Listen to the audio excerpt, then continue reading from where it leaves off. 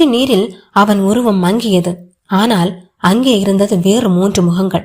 அவன் மட்டும் இல்லை. அவனின் பக்கத்தில் 2 நிழல்கள்.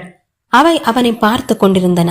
நீல நிறத்தில் ஒளிரும் அந்த நீரில் ஒரு பெண்ணின் முகம் புன்னகைத்தது.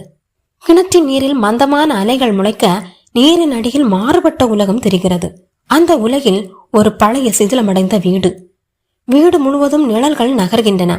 ஒரு சிறுவன் சுவரில் வரையப்பட்ட ஓவியங்களை விரலால் சீவி பார்த்து கொண்டிருக்கிறான். அந்த ஓவியங்களில் கண்கள் மெல்ல அசைகின்றன.